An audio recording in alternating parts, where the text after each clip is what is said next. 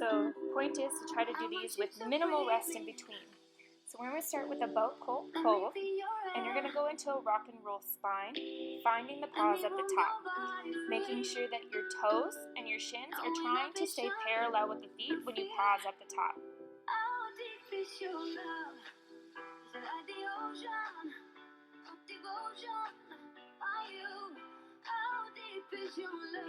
From here, pausing at the top, once you're done with your final repetition, we're going to find boat to canoe. So you're going to lower down. As soon as you feel your lower back hit the mat, you go straight back into your boat pose.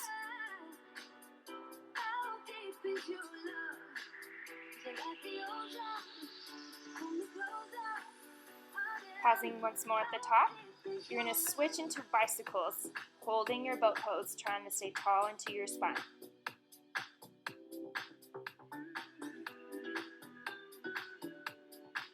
Once completed, we're going to roll down onto your mat. You can hug both of your knees into your chest to reset your spine.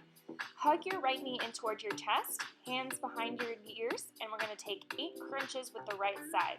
As soon as you get to your 8 crunches, we're going to do 16 bicycles.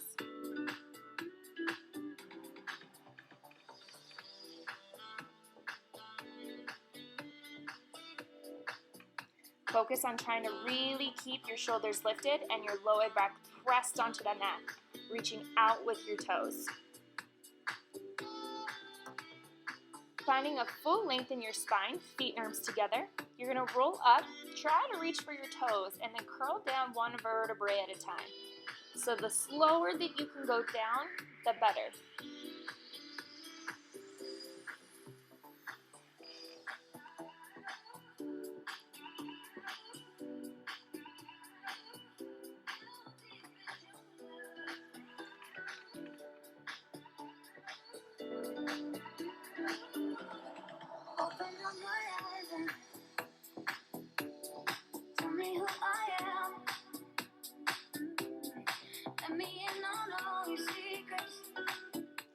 From here, pull in that left knee, straighten out the right, and we're going to go into those crunches on the left side. Again, once you find your 8 repetitions, you have one more set of 16 bicycles.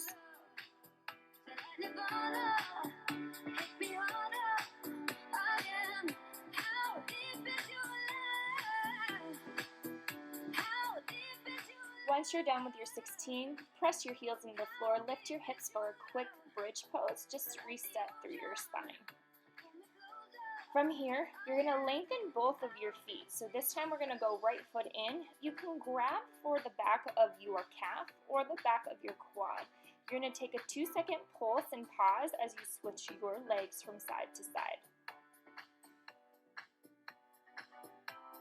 Again, trying to make that back staying connected onto the floor and really trying to pull your shoulder blades off of that mat.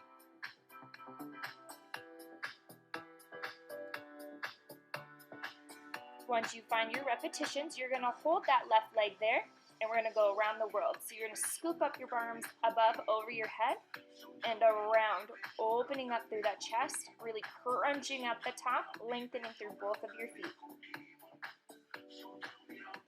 From here, reset your spine, and we're going to go into those scissor kicks, but quicker. If you're finding yourself holding onto your neck, just place your fingertips behind your head, or pull in those legs even harder using those fingertips. And then pausing on that right side, 8 more around the world's opposite leg.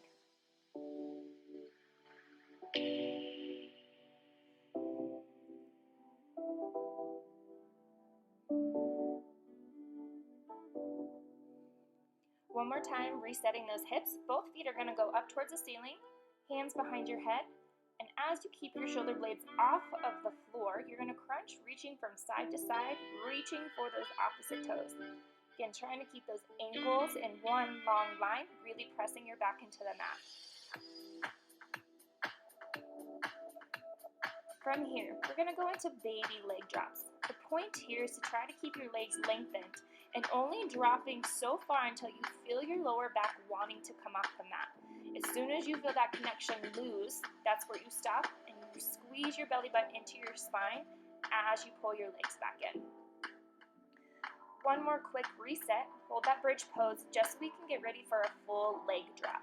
So hands are going to go right by your hips, but your lower back should still be on the floor. This time lowering your legs a little bit further. Again, you're stopping until you feel your lower back come off the mat. If your lower back is coming off that mat, you're going too low.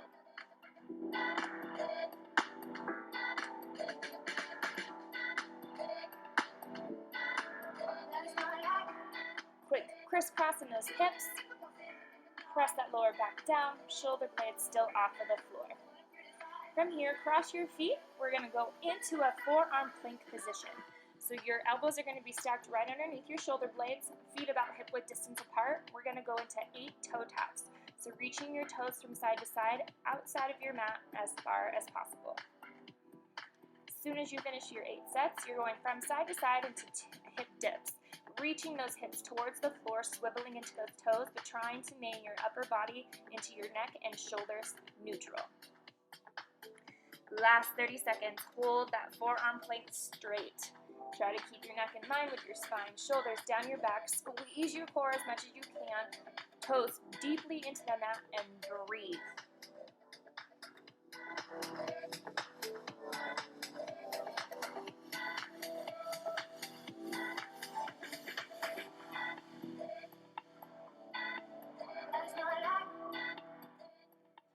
Soon as you are done, tuck those knees back, sit into a quick child's pose, and then forward into a seal position to stretch out that core. Work hard, keep yourself engaged, and work into those internal deep muscles.